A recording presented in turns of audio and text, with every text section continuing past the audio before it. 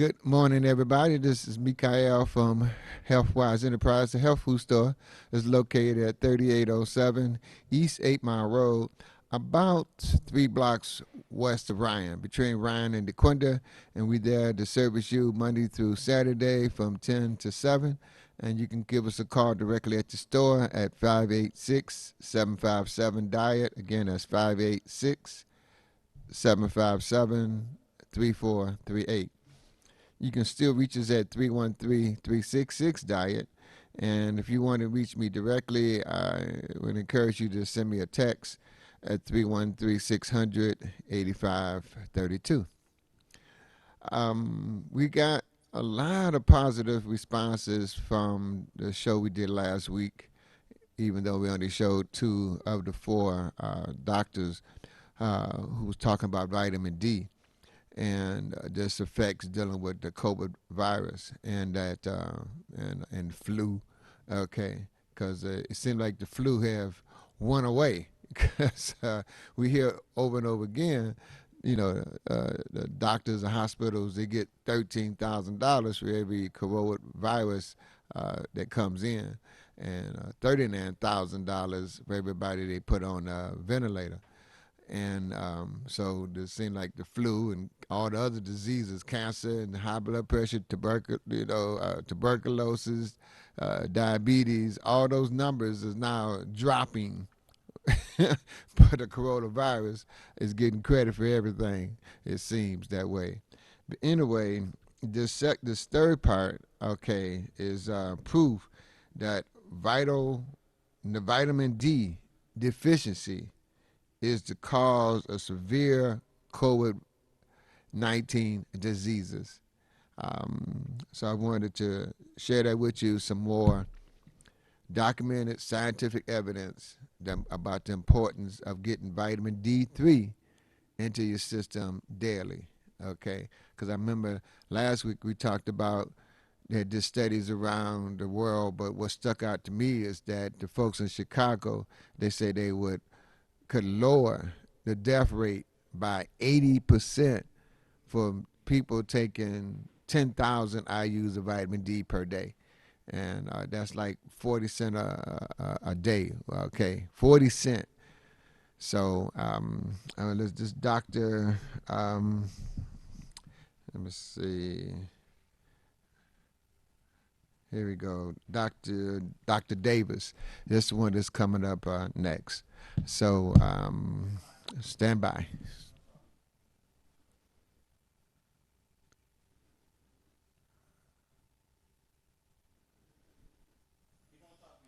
Oh, okay. I thought the engineer was ready to go. Okay, a little silent moment there. Um, I've been taking the vitamin D3 when I first found out about it in 2000 from Dr. Barefoot. And because back then we found out that it deals with about 3,000 functions in the body. This latest scientific reports talked about how it deals with over 30,000 functions in the body. Because reported Dr. Barefoot how we use vitamin D3 to combat and fight cancer. Okay, and about 3,000 functions. But now the latest report, the vitamin D is involved in every aspect of our life, and it's the reason why they think they call this flu season is because people get less and less sun. See, vitamin D comes from come from the sun, and so it's one of the gifts that we get from God. It's rarely is in food, but we do have the supplementals at Healthwise. So the engineer gave me the signal. Here we ready to rock and roll with Dr. Davis about the proof of the COVID virus and since March, and vitamin I've been D. working on a... Hello, my name's Gareth Davis. I'm a physicist and technology entrepreneur specializing in AI. I have a PhD in medical physics from Imperial College, and since March, I've been working working as a coronavirus scientist in collaboration with two medical doctors. And in March, we discovered compelling evidence that vitamin D deficiency was the main cause of severe coronavirus disease. So in May, we published a formal proof of this using a causal inference framework, which is a technique developed for AI, and also borrowing a method from physics, a method of proof from physics, which can be used to distinguish causation from correlation using only observable data, and that, without the need for an interventional trial. Causal inference is pretty new to medicine, so I'm going to explain here what we did. The first thing that we noticed was that there was a really striking northern hemisphere bias in terms of the deaths. So pretty much below the 30 degrees north latitude line, the number of deaths that were occurring was almost negligible, and yet the world population clearly doesn't match that pattern. And the number of deaths per million on the right was clearly very, very high in the north and almost negligible in the south for all locations. So this is a geobubble plot that shows the severity of the outbreaks using a simple formula that takes deaths and recoveries. And you can see here that above 30 degrees, there were huge, terrible outbreaks, most early on Italy, but Wuhan, the origin of the outbreak, and then in Spain and the rest of Europe. This is up to the 28th of March. This is the same severity index plotted, but this time using a logarithmic scale, because some of the points were just so small, as you saw, they just didn't appear. And again, keeping that going to the 9th of April, so a little bit after March, we saw the blue here is locations that did appear to be having outbreaks, but then went negative, which in the case of this severity index means that the outbreak was completely controlled. And you can see here Brazil just started to have a severe outbreak at the beginning of April, but until then there were no countries in the southern hemisphere. So an obvious question is, well, was this because the northern hemisphere was infected first? But actually, when we looked at the timeline of when people were reporting deaths and recoveries, in fact, most of Asia and the Oceania countries, so Australia and New Zealand, actually got the infection well before Europe. And yet they didn't have outbreaks anywhere near as severe as we did.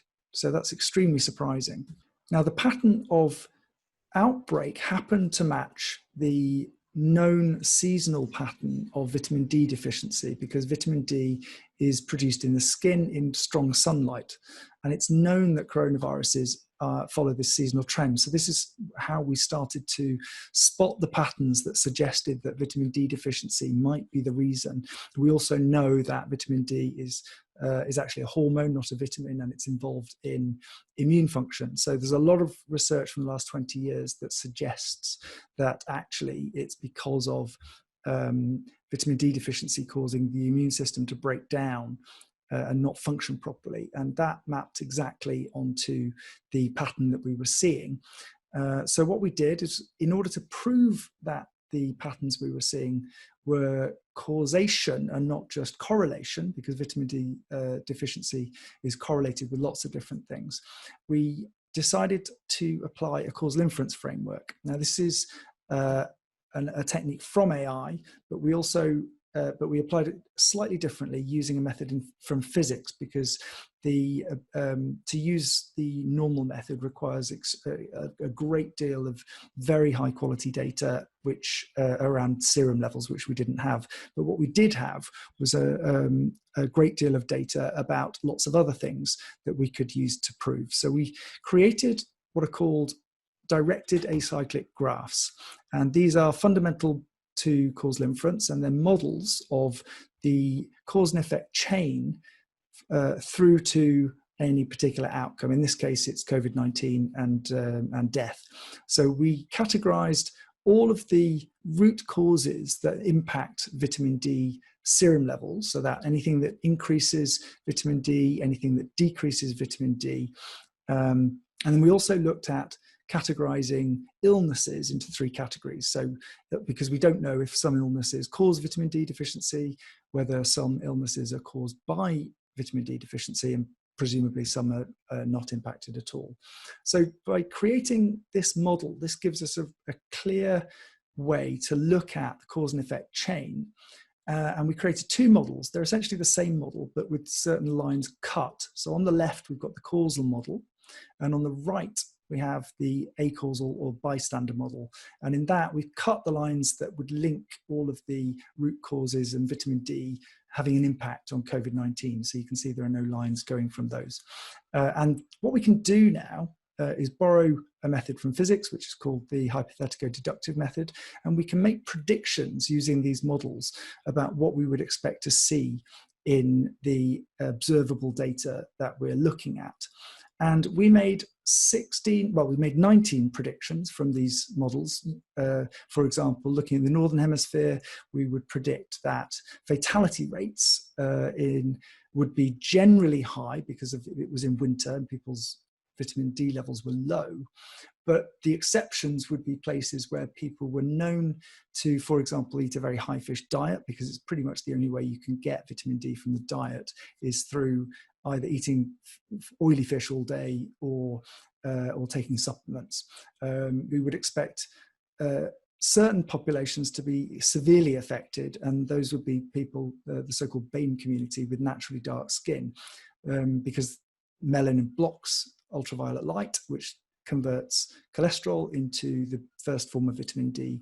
And if you've got naturally dark skin, that won't happen. So people with dark skin living in northern climes in the winter are much more likely to be vitamin D deficient, and therefore much more at risk. If this was causal, they would be much more likely to die. So we predicted that BAME communities would have higher fatality rates.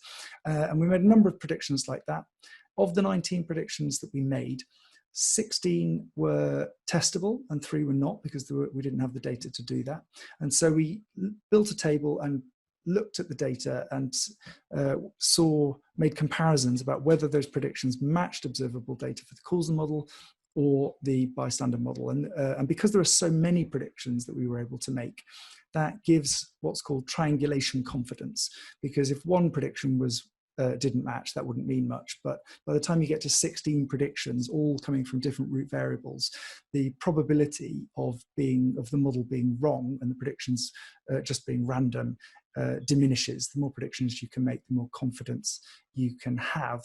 And also in any model, whether it's a trial or an observational method like this, the number of data points that you consider is also a strong indicator of confidence. And we analysed 1.6 million reported data points from 240 reporting locations. So this method is capable of producing a very, very accurate and reliable method of result in deciding whether or not vitamin D deficiency was causing the results that we were observing in the world. And in fact, the results were really black and white and quite striking. The causal model, all 16 predictions matched what we saw in the 1.6 million data points, and all 16 of the bystander model or the acausal model contradicted what we were seeing, some very strongly and some less obviously, but they still contradicted. So that's very, very strong evidence that vitamin D deficiency was at cause. We also looked at historical evidence. So if vitamin D supplementation is effective at defending against flu viruses, coronaviruses, respiratory viruses in general, then we should know from vitamin D fortification whether that works. And it turns out that between 1930 and 1950, so that's this period marked in yellow here, there was a period where vitamin D was added to food routinely around the world. And in fact, you can see here that there were no new strains of flu during a period from 1920 to 1957 until that vitamin D fortification was banned. And it was banned for reasons that turned out not to be true. So there were scares that people were overdosing on vitamin D, but it turned out to be something else. So that's really remarkable historical evidence that vitamin D fortification in the general population can actually suppress these flu viruses and presumably coronaviruses, as we've proven. to the point where there aren't enough viral particles for mutations to happen in great numbers. And you can see after 1957, when vitamin D deficiency became a problem again, and which is documented, we started to see lots and lots of mutations, because in the world population, there were lots and lots of people getting flu. Finally, I won't go into this into a great detail because it's rather complicated and not the point of our proof, but there's a huge body of research showing how vitamin D biologically interacts with the immune system. We used to think vitamin D just stopped rickets. In other words, it helps laying calcium down onto your bones. But in the last 20 years, we've discovered it's actually a fundamental hormone that impacts the immune system, both the innate immune system, which is the first responder when you first get an infection, the adaptive immune system, which is where you develop antibodies to a particular pathogen, and we know specifically the mechanisms by which vitamin D interacts with many systems and other hormones like estrogen, and specifically with respect to ACE2, the cell receptor that the virus uses to gain entry into our cells. So that really constitutes altogether these mechanisms, the causal inference proof, predictions, the historical evidence, taken together, form rock solid concrete proof that vitamin D deficiency is causing worse outcomes. We know exactly why it is, and we've seen in the data that it's causing exactly the outcomes in subpopulations that we would expect to see if that was the case. Thank you for your attention. My name is David Grimes, and I'm a retired physician. I'm wanting to talk about COVID-19 and vitamin D deficiency, touching upon Bradford Hill's criteria and Pascal's wager. These are people of great intellect in the past. But before going on to Bradford Hill and Pascal, I'll just talk for a moment about Matt Hancock, who is the Health Secretary of the UK government. And in Parliament 2 days ago, on September the 22nd, he said, vitamin D does not appear to have any impact on reducing the incidence of COVID-19. He went on, and this is the press release, he went on to say, vitamin D is one of the many things that we looked at to see whether it reduces the incidence of, or the impact of coronavirus, and I had seen reports that it does. We therefore put it into a trial, and unfortunately, the results don't appear to have any impact. So that is the latest clinical advice, which is, of course, always under review. Now, the comments of under review came from the National Institute for Health and Care Excellence, NICE. NICE reported on the 29th of June a completely rubbish report, and the common statement was 3 months later, on the 22nd of June, on the 22nd of September, I'm sorry. So the NICE report said there is no evidence to support taking vitamin D supplements to specifically prevent or treat COVID-19. Now, that was 3 months ago. Has the world stood still for 3 months? Or is it that political thinking has stood still? Have the government advisors been asleep at the wheel? And here they are. See no evidence, speak no evidence, hear no evidence, pretend there is no evidence. And this is a report from the Times this morning concerning Sir Patrick Vallance, the Chief Scientific Officer to the UK government. I'll make no more comment about that. However, medical science has not been asleep at the wheel. And during the past 3 months, or during the past 6 weeks, we've seen studies from Newcastle upon Tyne, Heidelberg, Chicago, Israel, Iran, Paris, and Boston. They have all demonstrated an impact of vitamin D on COVID-19. They are, yes, observational studies. And people say observation does not constitute proof. Well, do people really believe that cigarette smoking causes lung cancer. That was based on observation. So is it discredited from the moment it was published? I suspect not. I ask people, what do you mean by proof? And the usual answer is, well, you know, and something incoherent. Very, very few understand the meaning of the word proof. What it is the fulfillment of predetermined criteria. Proof is never absolute. Things change. And as Sir John Maynard Keynes, the great economist, said, when the information changes, I change my mind. What do you do, sir? Well, we've all got to be able to change our minds, including our politicians. So we now come to Sir Austin Bradford Hill. And he was challenged with Sir Richard Doll from Oxford University to answer the question, does cigarette smoking cause lung cancer? Now, this is a man of immense intellect, and he realized that it wasn't easy to define proof. So what he did, he created a number of criteria, and he decided that if these criteria were fulfilled, that would be proof, which would be pragmatic proof based on the best evidence available at the time. So I'd like to go through these criteria in respect to vitamin D and COVID-19. First, strength of association. Well, in Bari, in Italy, they demonstrated a 10-fold increase in deaths from COVID-19 in those with severe vitamin D deficiency. I call that very strong evidence. Other people might argue, but I call it very strong. Consistency of association. Yes, vitamin D deficiency and COVID-19 go together very well and very strongly. We've seen this in Newcastle upon Tyne, Heidelberg, Chicago, Israel, Iran, Bari, and Boston in just recent weeks. But we need temporality. Vitamin D might be associated with COVID-19 infection or death, but which way round is the causation?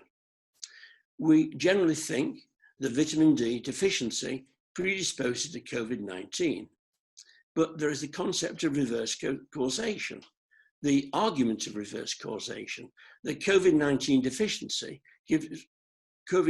gives rise to vitamin D deficiency. And there's a good grounding for that. Vitamin D is consumed during the infection process. 125, the active ingredient, when it has done its job, it is inactivated by conversion to 2425. So vitamin D is consumed. So we could argue the vitamin D deficiency results from COVID-19 infection. What it means really is that when we're facing a serious infection, we've got to have a good reservoir of vitamin D so that we don't run out of it. The temporality, the time sequence is demonstrated. The vitamin D deficiency does indeed give rise or predisposes to COVID-19 infection. And this eliminates the reverse causation argument. Temporality, the time sequence has been demonstrated in Heidelberg, Chicago, Boston, Israel, Iran, and Bari. Temporality means that low levels of vitamin D predated the COVID-19 infection. It was the low level of vitamin D that came first. Let's move on now to the next criterion, biological gradient. And this has been supplied to us in the past couple of weeks by Michael Hollick and his team in Boston. Here it is. Nothing could show a better biological gradient than this. This is absolutely clear. We can see that as the vitamin D level in the blood increases, the COVID positive rate goes down. This was a sample size of nearly 200,000 people who'd had their vitamin D level checked in previous months. And we can see that those with the higher levels had a reduced risk of a positive rate. This is a clear biological gradient. This is what Sir Austin Bradford Hill was looking for, and this is the sort of thing that he found in his cigarette smoking study. Next thing is plausibility. Does it make sense in the scientific world? Well, it does. We know that vitamin D optimizes immunity. We know that vitamin D produced in the sun or taken by mouth is activated to 25-hydroxy-D in the liver, and in the immune cells, it is activated totally to 125-OHD. This is the active ingredient which combines and activates vitamin D receptor, and then the process is to gene modulation. This is well known, it's been established during the past 40 years. Coherence. This is the next criterion. Does vitamin D story make a good story? Well, we've seen observations in biomedical science which do make a good story. Let me add to this ethnicity and seasonality.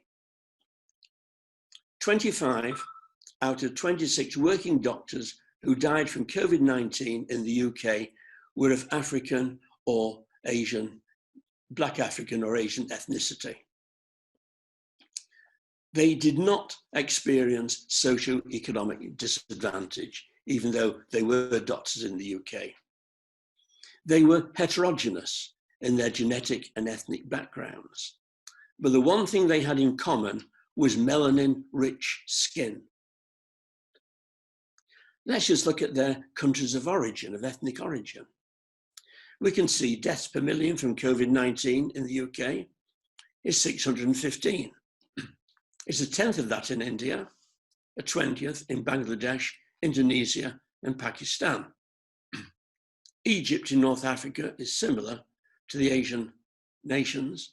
Once we look at equatorial Africa, we see a very different level of death from COVID-19, very low levels. I feel rather sorry for a young doctor who comes from Uganda to work in England and suddenly finds out that his increase of dying from COVID-19 increases by a factor of 600. Could it be that in the UK we have appalling socioeconomic deprivation?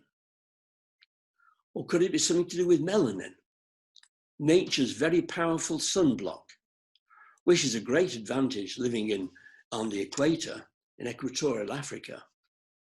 But it's a great disadvantage living 50 degrees north of the equator in the UK, where it is well known people from the African countries and from Asia do experience frequent severe vitamin D deficiency. We've seen a few obituaries in the British Medical Journal of doctors who've died from COVID-19, 20 of them. And on the bar chart, we can see each individual, the height of the bar indicating the age at death. When we analyse, we can see that the white British have an age range of 84 to 107, with a mean of 88. The BAME, the Black African and Asian doctors, have an age range between 48 and 79, with a mean of 69. This is an astounding difference. And I can see only one explanation for it, and that is melanin-rich skin. Let's look at seasonality. We can see here in the UK, COVID-19 new cases each day since the 22nd of March.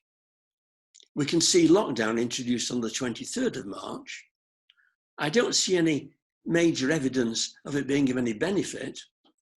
But what I do see is a decline of cases throughout the summer when vitamin D was produced in our skin. And as this vitamin D production has ceased at the present time, towards the end of September, the number of cases is increasing. The same with deaths. Again, we see lockdown. We see no major benefit from lockdown, but we see a big change taking place during the time of vitamin D production during our short summer And we can also see a minimal increase in deaths now at the end of September. There were 37 deaths yesterday, 37 the day before, but at the beginning of this month, there were just about 3 deaths per day. So I would add ethnicity and seasonality to make a coherent picture for vitamin D being of great benefit in the fight against vitamin D and fight against COVID-19 infection. Experimentation was required by Sir Austin Bradford Hill. We've heard this from Cordoba in Spain, a randomized controlled trial using calcidiol. The experiment showed 26 controls, 13 of whom required intensive care, support, and there were 2 deaths. Of the 50 patients who required vitamin D, 1 required intensive care, and there were no deaths. All these patients had proven COVID-19 pneumonia. I read a little while ago in the commentary on vitamin D, said, well, it might do some good, but it won't be a magic bullet. A reduction of ICU admissions from 50% to 2% is, to my mind, as close to a magic bullet as you could wish to be. Some people will demand further randomized controlled trials, but there are ethical considerations. How many patients must be sacrificed to satisfy the skeptics? Would you sign a form of informed consent to be a controlled patient? I suspect not. I most certainly wouldn't. Let's move on to analogy. I could have used the vitamin C story of many years ago, but I'm going to use Pascal's wager. Now, Pascal's wager is this. He said, is it advantageous to believe in God? And I would say today, is it advantageous to promote vitamin D? Pascal's wager is the basis of a 2x2 contingency table, and the effects are in A, B, C, and D. So let's take Pascal's story, his problem.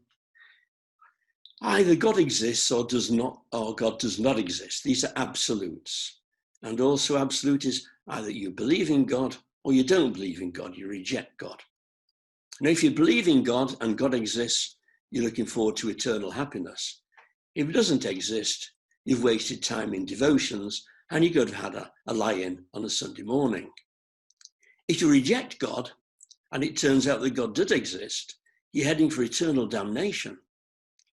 And if it doesn't exist, well, you've lost nothing. So Pascal decided that it's as well to believe in God. You have the option of eternal happiness. You're not going to have eternal damnation.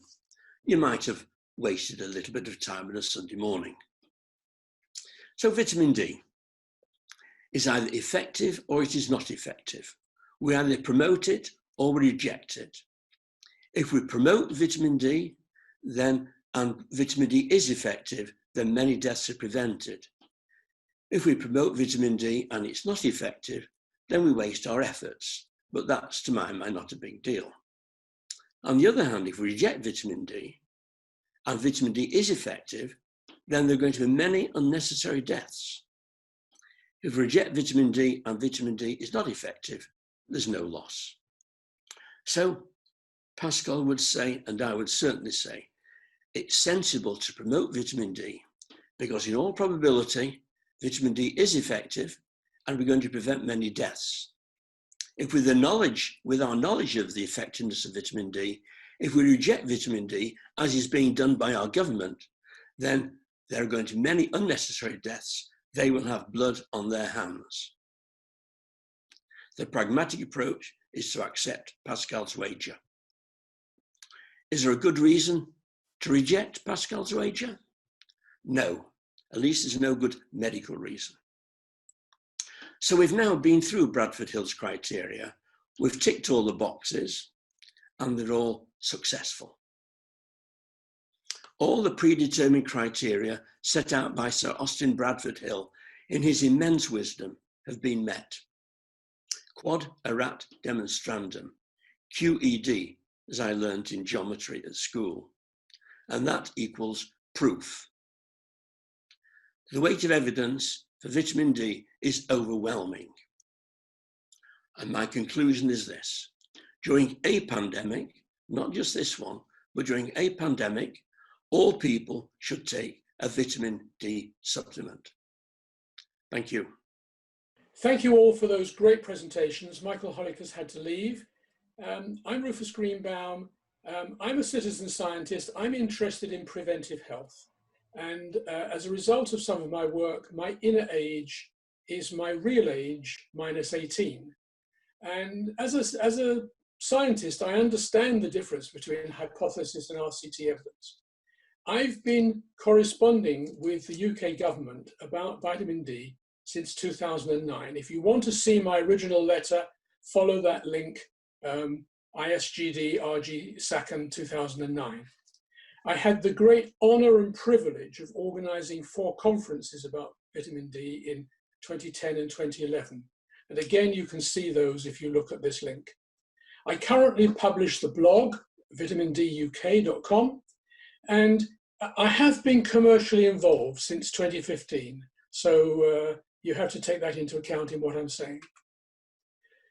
Now, here is the annual blood level of vitamin D in a UK population over a 2 or 3 year period. And you can see, and this is all white-skinned people. These were people born in 1958, and the test was done in 2002, 3, and 4. At the end of the winter, their natural blood level was 35 nanomoles, and it rises to 75 nanomoles in September. It's September the 24th now. This week we've passed the autumn solstice, and the blood levels will start falling. Now, what do you need to do with vitamin D? It depends on your target. If your target is 25 nanomoles, which is the current UK definition of deficient, well, there's no problem. No preventive action required. If, on the other hand, it's 50 nanomoles, there's a minor deficiency for a few months. And again, there's no major preventive action required. But what if you set your target at 75 nanomoles? Well, now everybody in the UK is deficient all year round. Now what do we do? And if you follow the experts' guidance that says we ought to have 100 to 150 nanomoles, everyone is very deficient all year round. Now, what action is required? And what that means is you have to go from our UK definition of 25 nanomoles up to 100 to 150. You actually have to increase the blood level by 4 to 6 times. This is the A plot from Scotland. Look how low they get. In February, they're down at 10 nanomoles, and they don't get much above 45 nanomoles. They've got a problem in Scotland up at 56 to 57 degrees north. 2 key facts. If you want to understand the importance of vitamin D, you need to accept these 2 key statements as facts. If your blood level is less than 100 nanomoles, then you are liable to suffer from some of 88 different health conditions. And vitamin D is a potent steroid pro-hormone made in your body from sunlight or supplements, and very little can be obtained from food. It is not a nutrient. SACN, go away. It's nothing to do with you. Many doctors have been wrongly taught that only a very low level of vitamin D is required, and it's only to avoid problems with bones and muscles. If you persist with this belief, you'll probably reject all the assertions of our speakers and the evidence that higher levels are needed for better health. So read more about it. Here are some links. Follow my blog and Grassroots Health and Vitamin D Wiki. Health outcomes, very good evidence that people with dark skin have lower blood levels of vitamin D than people with light skin. And then when their levels are equalized, then their health outcomes become similar. And this explains why people with darker skin have worse outcomes. Follow that link to look further. If you live further away from the equator than 30 degrees north or south, then you cannot make enough vitamin D from the sun all year round. And in your winter, you will need to find another light source of UVB or take vitamin D supplements. Again, have a look at the shadow rule. There is a delightful talk on TED by Professor Nina Jablonski about the effect of health and skin color and migration. A beautiful talk. And as Michael said, many people who live an outdoor life near the equator, like the Maasai warriors or Hawaii lifeguards, have natural blood levels of 100 to 150 nanomoles. There's an American doctor who walks on a Florida beach every day without a shirt, and he has a vitamin D level of 117. My test results, I take 5,000 IU of vitamin D each day. My last test was 143 nanomoles. But look down the bottom of this slide. The test lab said greater than 50 was adequate. So my doctor's going to look at this and say, you're okay, you're well over the amount. The test labs, DEQUIS in the UK, have to adjust the test result adequate level to be greater than 75 and preferably above 100. How much do I need? How much vitamin D do I need to raise my levels to the lower limit of 100 nanomoles? In winter, I need 4,000 IU a day. In summer, maybe only 2,000 a day. It may be that people are more compliant with a weekly supplement. That's good enough. Michael talk about weekly or 2 weekly. Obese people should increase the dose, maybe double required. Vitamin D is fat soluble. Larger people have less. Those people who cover their bodies should take the full winter dose all year long. Muslim women, religious people who cover their bodies. If you don't take a loading dose, it may take 90 to 120 days to stabilize. The dose response varies for about 10% of the population. Have a look at Grassroots Health to see a study of people taking large doses. And it's required for life. Many doctors think it's like iron, where you only need a one-off top-up. No, you need it for life. And maybe whole families should be tested or supplemented. Well, what are the next steps? Well, let's monitor and supplement vitamin D levels to greater than 100. The benefit to cost is massive for people at risk. It's an easy, hard challenge. Every step is easy, but making it happen everywhere is hard. Who needs to take action in the UK? Our experts need to understand this properly. NICE, SACN, NervTag, SAGE, and Public Health England. Our politicians need to understand it, and our blood test laboratories need to understand it. Who can take local action? Every doctor and nurse can take action today. Pharmacists can take action today. Public health directors need to understand this and take action. Unfortunately, not all public health directors are medically qualified, but they ought to ask some of the experts for guidance. Health visitors and midwives can make a massive difference, and so can care home staff. And think about what would be the benefit for health insurance. Okay. I know that was a lot of scientific information. Those that's not into details might have put them to sleep. But I wanted to give you the scientific information so you can take that back to your doctor if you want. Okay. That's from Macola's website, vitamin D.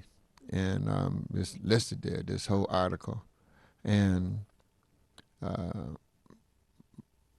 my interest, as you can see, is it stuck out to me that 25 of the 26 doctors who died in the UK was people of color, black or brown, because they can't say, well, because of lack of vitamin D. But it's interesting that more people die of the COVID-19 that have less vitamin D, and more people survive who has a high levels of vitamin D. Me personally, I take 10,000 I use every day. Um, haven't had my blood tested to see what the levels are, but I'm like that doctor that walk around the beaches of Florida every day with no shirt on. He's getting adequate amount of vitamin D from the sun. But hey, stay in Florida. He stay below the 30 degrees to the equator, and I stay north of the 30 degrees. And the other thing that I just wanted to mention is that the deaths, this is from another results, is that black folks, 14% of the population, but over 28% of the deaths from coronavirus. Okay. And possibly this vitamin D, there's pills, like 20 cents a piece, 40 cents a day, could make a huge difference. Like they would point out that it takes like 90 to 120 days, 3 to 4 months for your levels to get at a high level to to keep your immune system up high. There's another key point he mentioned that vitamin D, it raises your immunity, and that's key because all these vitamins and minerals we have up here on display designed to raise your immune system. Okay, whether it be um, magnesium, of course the oxy powder is to get the poisons out of your system. The friendly bacteria, the B complex, vitamin D, the noni juice, the plant derived minerals, the ultimate classic, the stabilized greens. All of those foods and supplements is designed for multiple things, but me is key is enhancing and strengthening your immune system. This I was reading this other article from this Indian lady who's been fighting these billionaires. She put a book out, Us Against the 1%, and how their monies has greatly increased. Okay, double, triple, quadruple their monies since this planned pandemic. This other article I had ran across, and I shared it with some folks. Of course, I can't see it here, but see if I could. Think this might be it. Yep. It's a picture of these different deaths. Okay. Um,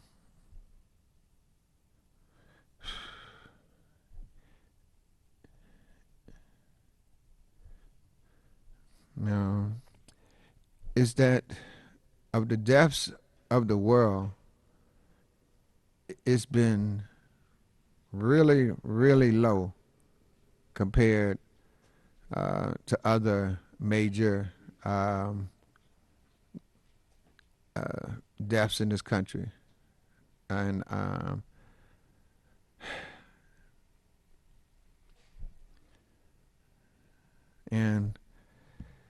I wish I could pull it up for you right quick, but it's not happening. Um, I could say it was just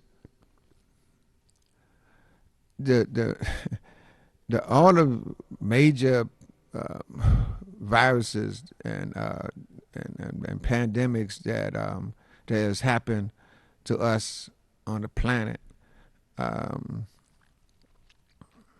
is this one is so much lower that um, it doesn't warrant the social distancing. Okay, which is basically personal distancing that we are constantly bombarded with. They had told me that by March the 31st, it was close to 2 million ads to telling people about this coronavirus. 2 million ads within a 30-day time period. Uh, or messages on social media, or messages on major TV. Close to 2 million, I think 1.9 million messages. And with that, promotes so much fear. And the deaths don't equal or come close to the other attacks we've had from viruses in the past. So I